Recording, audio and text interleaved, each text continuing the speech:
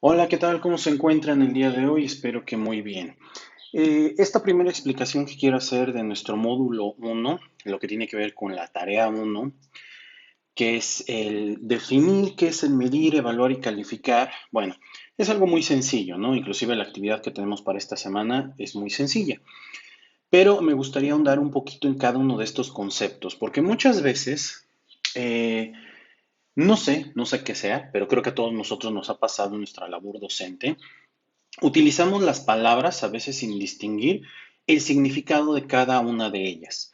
Entonces, lo mismo te da decir te quiero, que te amo, aunque como diría José José, pues no es lo mismo, ¿no? Casi todos sabemos querer, pero poco sabemos amar. Son diferentes, inclusive hasta en el grado en el cual uno y otro sentimientos se llegan a dar.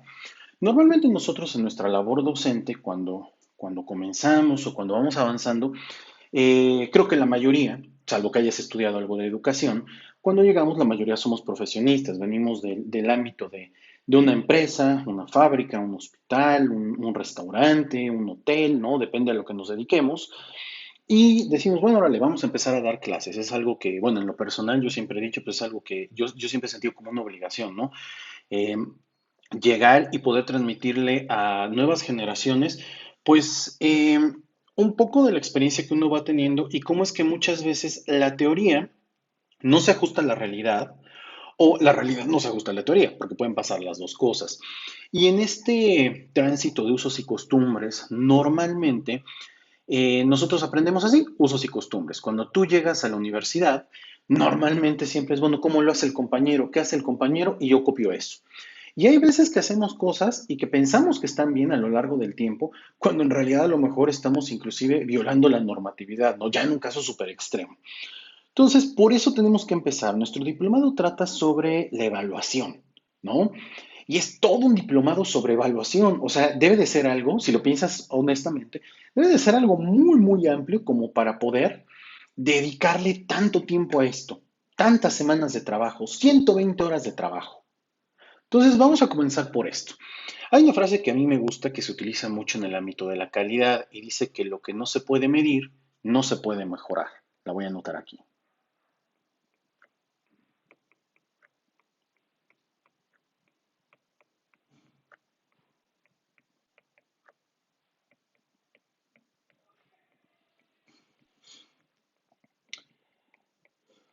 ¿Ok? Lo que no podemos medir no lo vamos a poder mejorar. Piensen en esto, piensen en esto. La mayoría de nosotros, desde que egresamos del bachillerato, ¿no? Tuvimos que tomar una decisión. Yo recuerdo que la decisión de que iba yo a estudiar comenzó a mis 17 años. Porque yo salí de 17 años de la prepa. Gente, a los 17 años, o sea, yo tenía compañeros que ya tenían muy claro que querían ser economistas, querían ser médicos, querían ser abogados, querían ser lo que tú quieras y mandes, ¿no? Pues yo a los 17 años no tenía ni la más remota idea de qué onda y creo que como muchos a lo mejor entraste a estudiar algo que pues dijiste, creo que aquí no hay matemáticas, ¿no? Porque muchos creo que le hacen así. En mi caso fue algo muy similar. Pero imagínate esto, si tú en ese momento hubieras hecho algo, por ejemplo, que ahora se hace muchísimo tanto en las empresas como en las escuelas, en el nivel medio superior, hubieras hecho tu plan de vida, tendrías a la mano una, una hoja de ruta, ¿no? Como los llega a llamar este autor Jorge Bucay, que se los recomiendo. Jorge Bucay tiene materiales bien interesantes. Sus hojas de ruta famosas, su colección, en donde tú podrías tener la idea más clara de dónde estás, bueno, de dónde vienes, dónde estás y a dónde quieres llegar. Y para que nosotros podamos saber si hemos llegado ahí, pues forzosamente tenemos que hacer una medición. En el día a día, creo yo, la mayoría de nosotros hemos hecho una medición, ¿no? Y tenemos instrumentos para medir. Entonces, ese es un dato importante. Medir requiere instrumentos. Por ejemplo, ¿no? Eh, Cuando nosotros queremos medir una pared, ¿no? Voy a pintar mi pared. Voy a pintar la pared de uno de mis cuartos, no las cuatro, solamente una pared. Pues yo saco un metro, ¿no? Lo podrías hacer si quieres con regla. El problema de la regla es que llega a los 20, 25 o a los 30 centímetros. Un metro ya te da más, ¿no? Un flexómetro te va a dar muchísimo más rango de medición. Entonces tú mides el largo y el ancho de tu pared para poder calcular aproximadamente, ¿no? Cuánto de pintura vas a necesitar, porque ahí vas a sacar los metros cuadrados. Es lo que normalmente se hace. Medimos, pero tenemos un instrumento que todos en este mundo que utilizamos las medidas del metro, ¿sí? Utilizamos de manera estandarizada. Ahí vienen esas palabras que de repente para nosotros dentro del ámbito de la educación nos da comezón. Seamos honestos, a muchos les da comezón cuando dicen, es que estandarizar, no, es que estandarizar la educación le quita a la educación toda esta parte romántica, ¿no? Toda esta parte de la libertad de cátedra. Eso no es cierto, eso no es cierto. Bajo ninguna circunstancia. De hecho, el tener un estándar, ¿sí? Un instrumento, ¿sí? Que nos ayude a lograr ese estándar, pues nos permite saber en qué momento tenemos que subir la vara o si en algún momento la tendríamos que bajar, porque eso también puede llegar a pasar. Entonces, imagínate, para medir yo requiero instrumentos. ¿Qué instrumentos puedo utilizar? Creo que el instrumento que todos nosotros utilizamos así en automático cuando te dicen, ¿cómo mides el avance que se lleva en tu materia, si has cubierto el objetivo, si el estudiante ha alcanzado la competencia? A la mayoría de nosotros el primer instrumento que nos viene a la mente es un examen. Y ojo, yo no estoy peleado con los exámenes.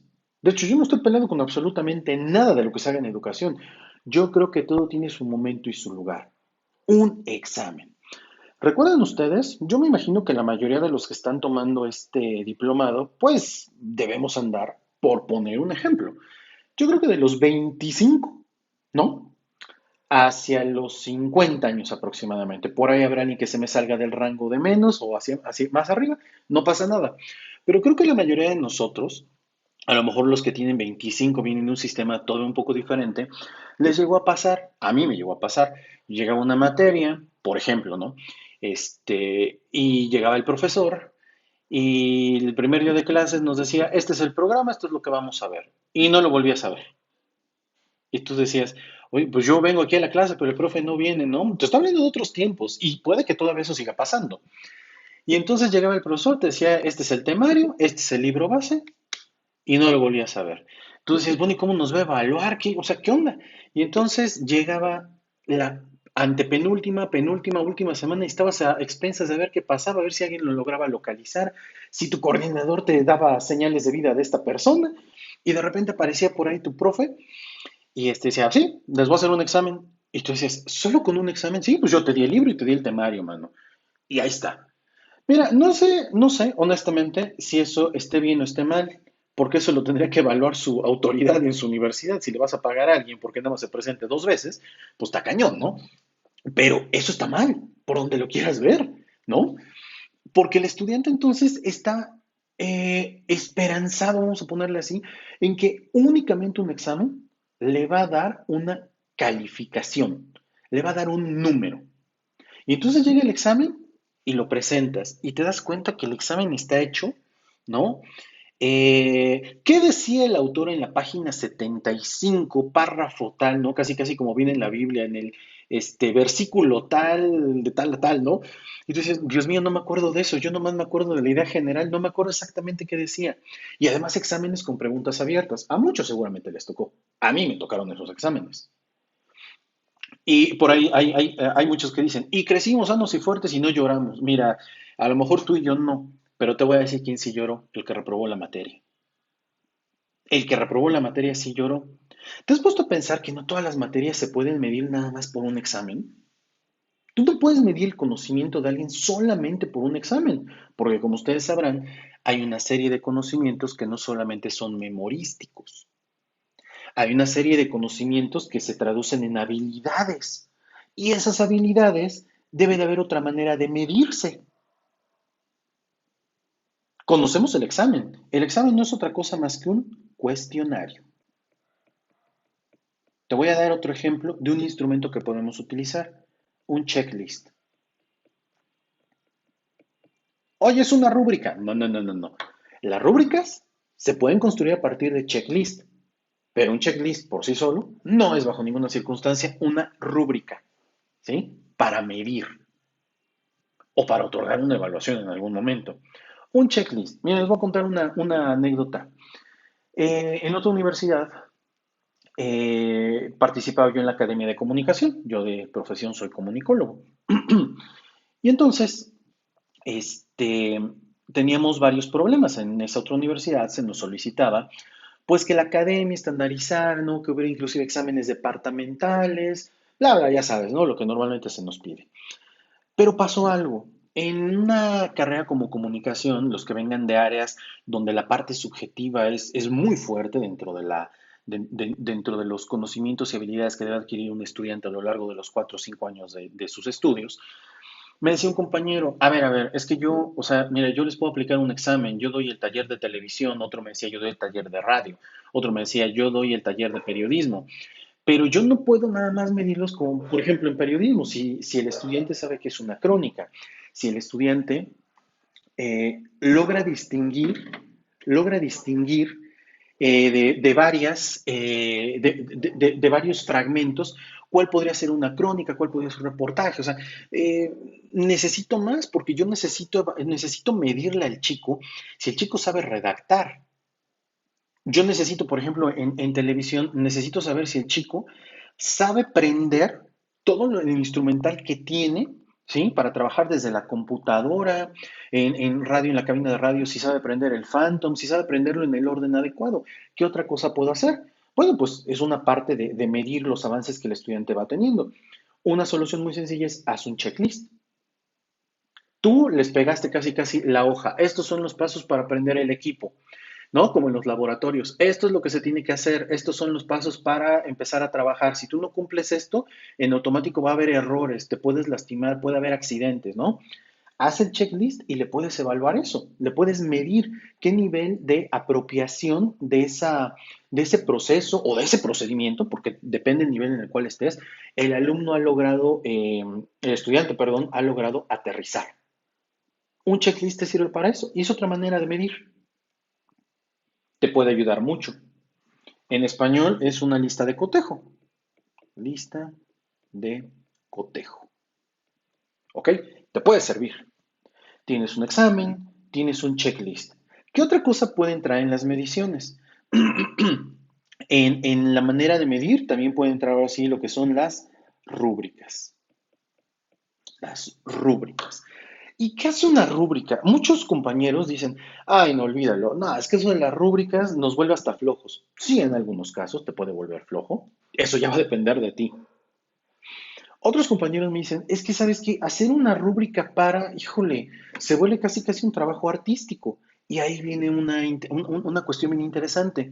Sí es cierto, hacer rúbricas no es algo tan fácil. Hacer una rúbrica es hacer un instrumento que sea claro para todos los estudiantes y que además le permita al estudiante saber con anticipación cómo es que van a medir el entregable que va a tener. Y a lo mejor en las rúbricas te puedes poner exigente pidiéndoles que tengan los datos de identificación, ya sabes, una mini carátula o una super carátula. Puedes pedirle, yo por ejemplo, las rúbricas que normalmente trabajo, yo las hago muy sencillas. Yo pido datos de identificación, yo pido, por ejemplo, el título de la actividad, ¿sí? Como fuera totalmente ¿cómo se llama? Si la actividad era hacer un cuadro sinóptico, no, el título de la actividad no es el cuadro sinóptico. El título de la actividad es bueno, el cuadro sinóptico de la historia de México, por ponerte un ejemplo, ¿no? Le pido el procedimiento. Yo en el procedimiento le pido que me documente cómo es que hizo este trabajo. ¿Esto qué quiere decir? Que me diga, paso uno, ¿qué hice? No, pues leí las actividades. Y a lo mejor para muchos de nosotros es, ay, pues qué tontería, eso como para qué. A ver, no. Ahí es donde tú puedes identificar dónde están las áreas de oportunidad de ese estudiante y decirle, oye, mira, tú empezaste en el paso 7, mano. Tú ni siquiera leíste, algún compañero te dijo que hacer un cuadro sinóptico de la historia de México y tú no revisaste ni siquiera qué era un cuadro sinóptico. Tú nomás te fuiste a, órale, aquí está la información y entregué una paráfrasis. En esa rúbrica tú lo que vas a poner es qué estás pidiendo, qué entregable, un cuadro sinóptico, un mapa conceptual.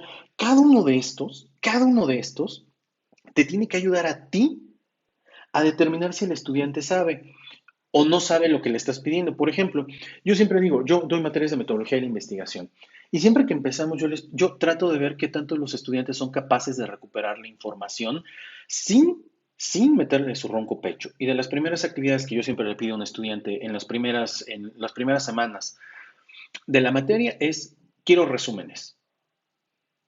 El resumen es un copy-paste, básicamente, de la lectura original y lo pasas. Hay una serie de materiales, no recuerdo ahorita el nombre del autor porque no lo tengo aquí a la mano, un autor que te dice cómo deberías de estar trabajando cada uno de los diferentes entregables. ¿Qué debe de tener el resumen, no? El resumen es, básicamente, es un copy and paste, que podría ser en su computadora sin ninguna bronca, como lo podría ser de un documento en el cual subrayó, lo copió tal cual, lo transcribió a su libreta y lo puso ahí. Pero después yo quiero que el estudiante tenga más nivel, entonces te voy a pedir una paráfrasis. Yo quiero que en tus propias palabras me expliques, me digas qué entendiste. Para eso es una paráfrasis. De hecho, la mayoría de nosotros cuando damos una clase estamos haciendo una paráfrasis de los autores, los conocimientos que ya tenemos. Ahora, ¿qué pasa cuando tú le pides algo más conceptual, algo más visual? Por ejemplo, un cuadro sinóptico. Un cuadro sinóptico tiene orden, jerarquía, relación, pero no es lo mismo que te pida yo, por ejemplo, un mapa conceptual. El mapa conceptual tiene el orden de las manecillas del reloj. Es más, si no me lo quieren creer, o sea, para hacer mapas conceptuales tú te puedes certificar en Mind Mapping, así se llama la certificación. Si mal no recuerdo, el TEC de Monterrey es una de las empresas, una de las escuelas que te da una certificación de esas cuando tomas los cursos no adecuados, utilizando ahora herramientas digitales. ¿Qué otra? Un cuadro comparativo. Le llamamos de mil formas. Un cuadro comparativo. O un cuadro comparativo en el que tú digas, a ver, debe de haber por lo menos dos elementos a comparar y bajo qué, ¿sí? Criterios, los voy a comparar tamaño, forma, color, olor, sabor, cuestiones tangibles o cuestiones que a lo mejor son intangibles. ¿Cómo lo voy a comparar? Cuando medimos, utilizamos muchas herramientas, utilizamos muchas cosas dentro de esos instrumentos, herramientas pequeñas para. No voy a ahondar más en las rúbricas y eso porque posteriormente voy a comentarles un poquito más al respecto. Entonces tienes el examen, el checklist, las rúbricas. Tienes, por ejemplo, otros instrumentos. Pueden ser tus ejercicios en matemáticas. Un ejercicio es un instrumento. Son ejercicios que no te sacaste de la manga. Son ejercicios con los que dices, mira, no necesito que hagas 50. Necesito que haga estos tres. Cada uno tiene un nivel de dificultad. De el más bajo o bajo, medio y alto. Y con eso puedo medir en dónde andan los estudiantes y ver hacia dónde llevamos el curso. Recuerden esto, nosotros siempre tenemos que cubrir los objetivos que el curso marca, que el sílabus del curso marca. Pero al final del día siempre vamos a tener la holgura de poder avanzar más rápido o más lento dependiendo. Yo sé que aquí entran muchísimos elementos, como la mayoría de nosotros trabajamos con grupos de arriba de 30 estudiantes. Pero eso no es justificación, ¿eh? Ojo, no es justificación, porque podríamos hacer algún tipo de trabajo, facilitárnoslo, ¿no? Para poder darles mayor seguimiento y un seguimiento a lo mejor hasta más personalizado a los chicos. Entonces, medir requiere instrumentos de entrada. En los materiales que ustedes tienen hay un PDF en donde vienen las definiciones. Les voy a leer así tácitamente qué dice que es medir. Medir es comparar una cantidad con su respectiva unidad. Es parte de la evaluación educativa y se usan pruebas o instrumentos, ¿sí? Entre otras. Además, te voy a decir, cuando nosotros medimos, decimos, este es el estándar. Este es el estándar.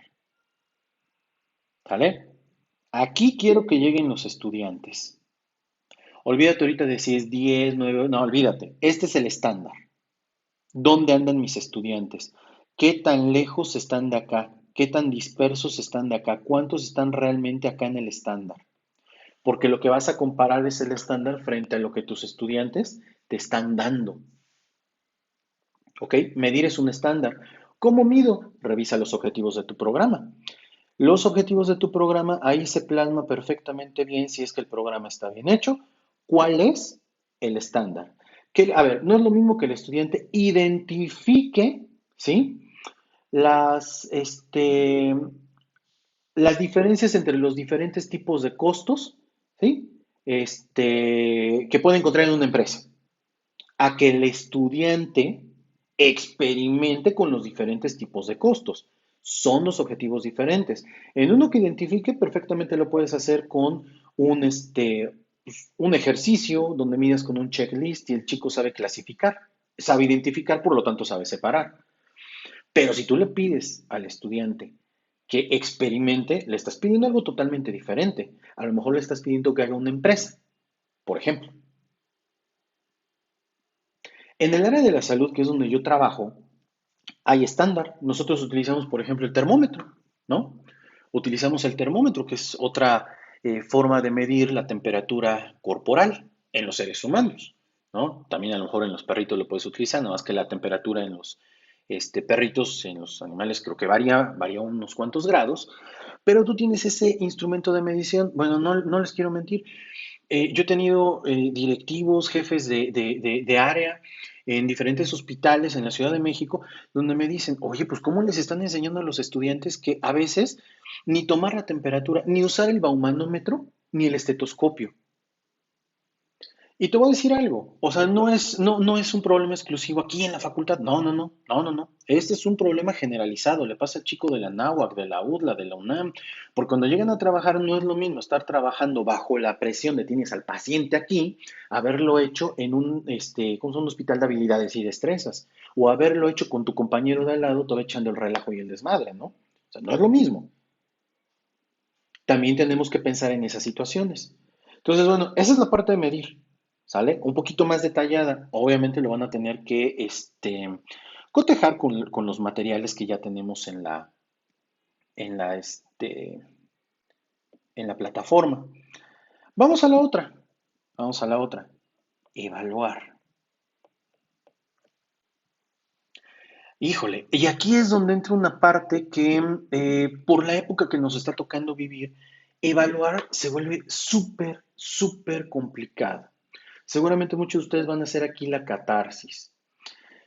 ¿Les ha pasado que el estudiante llegue y te dice, profesor, yo creo que no es justa la calificación que tuve? Y tú le dices, a ver, checamos. ¿Qué revisamos cuando revisamos la evaluación del estudiante? Revisamos la parte relativa a lo sumativo. ¿Qué es lo sumativo? Bueno, el curso estaba dividido, por ejemplo, en 40% actividades, que fueran tareas, reportes de lectura, ejercicios, etcétera. El curso estaba dividido también tenía una parte de un proyecto con por lo menos 4 o 5 entregables a lo largo del semestre y tenía una parte relativa a un examen, ¿no? Que creo que es una manera muy común para todos nosotros y sumaba 100%. Todo esto nos generó, ¿sí? Entregables y o evidencias. Y cuando el estudiante llega conmigo y me dice, perfecto, vamos a ver en qué parte. Yo por lo menos digo, a ver, checamos. Yo como siempre he trabajado con plataforma, checamos, mira, entregaste esto, esta fue la calificación, entregaste esto, esta fue la calificación, entregaste esto. Me voy a la parte objetiva. No, profe, es que yo sí vine a todas las clases y fulanito no vino. Y entonces, fíjate, o sea, porque también eso a los chicos les brinca, ¿no? O sea, ¿cómo un estudiante que nunca vino tiene la misma calificación que yo? A mí no me parece justo.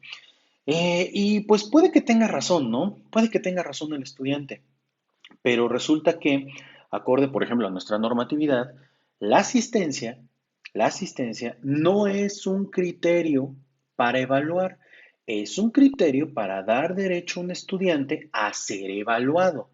Si el estudiante no sobrepasa el 20%, ¿sí? De inasistencia, es decir, tiene 21%, pierde en automático el derecho.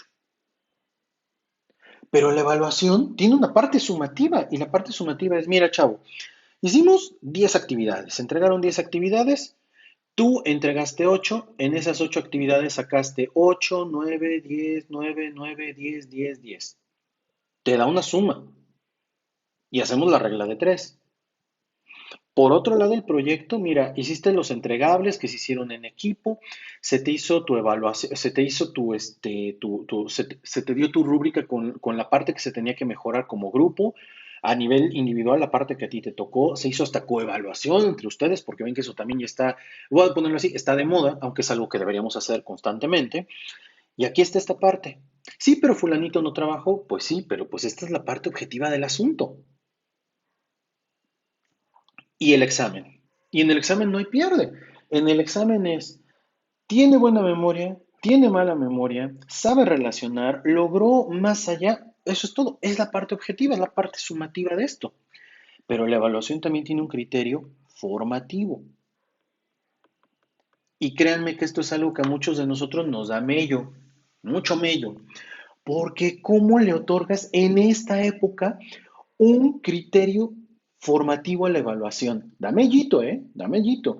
Porque entonces tú no sabes en qué momento el estudiante, hombre o mujer, puede sentir que lo estamos excluyendo, que lo estamos... Esa es una parte bien difícil y que nos va a llevar, yo creo, o sea, lo estoy planteando no como, ay, está todo perdido, no, no, no. Lo estoy planteando porque sabemos que ese es un criterio muy difícil, la parte formativa. A lo mejor yo conozco algunos profesores que dicen, yo a la parte formativa de este 100% le quito al examen el 30 y lo dejo en 20 y yo les doy ese 10% a los estudiantes. Y entonces ahí viene un tema, porque ¿por qué a las niñas de allá les estás dando ese 10% y a nosotros no? ¿Qué es porque echábamos relajo, profe? No es que ellas participaban y les tomaba la participación. La participación puede ser, fíjate, ¿en qué podemos caer? La participación, que es un criterio formativo, puede ser, levantó la mano para repetir lo que dijo el otro compañero. ¿Bajo qué criterios este, lo estamos midiendo? Es una parte bien complicada. Les voy a poner un ejemplo. Allá en el posgrado, yo trabajo, acá mismo en la universidad. eh, a mí siempre me encanta cuando llegan los exámenes profesionales, ¿no? Ya cuando, ustedes lo saben, cuando haces un examen profesional es porque ya pasó por el criterio, la revisión de el director, el codirector, dos o tres revisores, un instrumento que se utilizó en esa evaluación ya pasó por tres, cuatro, en mi caso, médicos, directivos de hospital, etcétera. Ya pasó por todo lo que tenía que pasar. Y resulta que todavía ese día del examen profesional todavía hay gente que le dice, no, este trabajo está malísimo. Y dices, no inventes, o sea, ya pasó todos los filtros y ahorita en estas alturas del partido le estamos diciendo que esto está mal. O sea, también hay que ser un poquito sensatos. Pero a lo que iba yo, ¿qué pasa con esto de la evaluación en el examen profesional? El estudiante cumplió con A, B, C, D, F, G, puede ser acreedor, la parte sumativa, para una mención, por trabajo, por test, no sé, ¿no? Ahí tenemos un reglamento que nos dice exactamente qué. Pero viene la parte formativa, y yo como siempre les digo a los estudiantes, mira, este es el último momento en el cual puede venir un simbólico jalón de orejas de nuestra parte. Porque si bien ya hiciste el trabajo, si bien el trabajo está, cumple, fue aprobado y todo, sí, sí hay que darte la parte formativa, ¿no? Hay que decirte que, bueno, ese trabajo no debe quedar ahí, ese trabajo en donde tú estás chambeando, debes de convertirlo en algo tangible. Y yo les echo ese choro en la parte formativa, lo hago ahí. Lo hago también al término de las clases. A ver, oigan, vamos a hacer como que la reflexión del asunto, ¿no? O sea, ¿qué sienten que les faltó? Bla, bla. Ese criterio formativo. Muchas instituciones ahora lo que hacen con ese criterio formativo es que te hacen que tú te autoevalúes. A ver, con base tú en tu desempeño, dime, formativamente hablando, ¿qué calificación te pondrías? Y hay chicos o estudiantes de posgrado que son súper éticos y te dicen, yo me pongo un 7. Yo me pondría, si me das del 1 al 10, yo me pongo un 10 porque yo cumplí en todo. Pero hay otros que saben que les falló algo por ahí y no se ponen el 10. Es una época muy difícil, es una época muy complicada para poder hacer un criterio formativo, pero sí quiero que lo tengan en cuenta porque en algún momento lo vamos a retomar. Me le voy a poner otro ejemplo en la parte formativa. Igual en otra universidad, cuando trabajaba yo en el ámbito de la comunicación, Digo, no es que no lo siga yo trabajando, por supuesto que lo trabajo. Algo que les decía a los chicos, ¿no? Te estoy hablando de hace unos 8 o 9 años. Ok, hicimos un producto, hicimos ya sea un cine minuto, normalmente es para lo que a mí me daba tiempo en las clases, trabajamos un cine minuto como proyecto, bla, bla, bla. Tú entregaste, tú cumpliste, tú todo. El otro 10% formativo, ¿cómo lo vamos a trabajar, chicos? Vamos a subir esos videos, esos cine minutos, los vamos a subir a YouTube, los vamos a subir a Facebook y vamos a diseminarlos. Y vamos a fomentar que la gente nos dé una calificación y nos dé comentarios. Con base en eso, ¿sí? Nosotros vamos a dar una calificación a la parte formativa.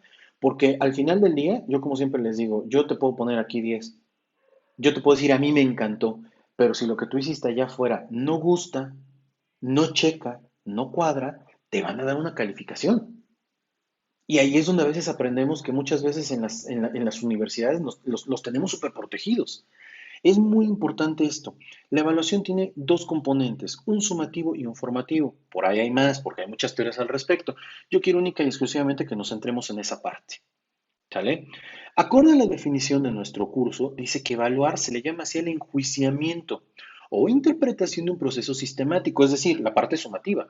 Ese es un proceso sistemático, que hicimos actividad 1, 2, 3, 4, 5, 6 hasta llegar a la 10 de obtención de datos que permiten compararlos con criterios establecidos para facilitar la toma de decisiones.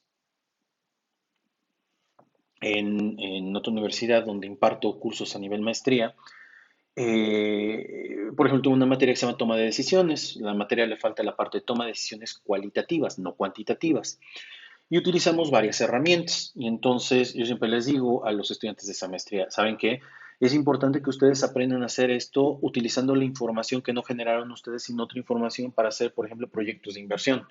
Vas a evaluar dónde te conviene más, si poner la empresa en A, B o en C país, A, B o C estado, porque te van a dar ciertas cosas, ciertos elementos, pero para ello tuviste que haber tenido un proceso sistemático, tuviste que haber revisado cosas básicas como el aspecto legal de ese país, el aspecto político, el aspecto económico, el aspecto social, el aspecto, ¿no? Ese es un tipo de evaluación a través de una medición de un PESLE o de un FODA, por ejemplo. Pero la evaluación es un proceso. La evaluación no es algo que hacemos nada más porque se nos ocurrió. Y por último, ¿sí? Viene la parte relacionada con calificar. ¿Qué es calificar? La definición que aquí nos dan nuestros apuntes dice, es la capacidad de asignación simbólica que se le puede dar a algo o a alguien. Híjole, y acá quiero que ustedes hagan memoria. Cuando estaban estudiando, o ahorita que están estudiando, todos creemos que somos de 10. De hecho, así nos educan, ¿no? Yo me acuerdo que mi mamá decía, mijito, tú estás para escoger, no para que te escojan, en pocas palabras, ¿no? Eh, y uno siempre va creciendo con esa idea, pero al final del día, esa calificación simbólica que dan no siempre nos llena, no siempre nos llena. Además les voy a decir algo, otorgar una calificación a alguien habrá quien te diga, no, es marcar y dañar a alguien. Hubo un tiempo en que, no sé si ustedes lo recuerdan, que a nivel educativo nacional se trató de implementar que, por ejemplo, en la media superior se calificara con letras. Y pues muchos estaban a favor que por el daño moral que se le hace a la autoestima, lo que tú quieras y mandes. Pero al final del día tener una A, o tener una B, o tener una C, o tener una D, no es una manera de cuantificar objetiva. Realmente lo que necesitas es un número. Y el número es importantísimo. Porque acuérdate de esto. Hoy nosotros calificamos a los chicos con un 0 al 10 o del 0 al 100. Cuando salimos a trabajar, nos califican, ¿sí? Por eso somos mano de obra calificada. Oye, es que yo no soy mano de obra calificada, compañeros, todos somos manos de obra calificada, contablemente hablando, y te dicen, tú traes la licenciatura, esto, entras en este tasador y esta es la calificación o el pago que yo te voy a dar. Oye, pero no es justo, prepárate más, haz más hacia adentro de la organización. Una calificación es una asignación simbólica y creo yo que la parte de calificar, nosotros debemos hacer mucho énfasis con los chicos y decirles que una calificación en realidad no refleja quiénes son, Porque muchos chicos se trauman por eso. Es que yo quiero el 10, profe, necesito el 10. Hay unos que dicen, por una beca, por esto. Está bien, ¿no? Son un número, al final del día nos permite a todos nosotros acceder inclusive a incentivos económicos, por supuesto.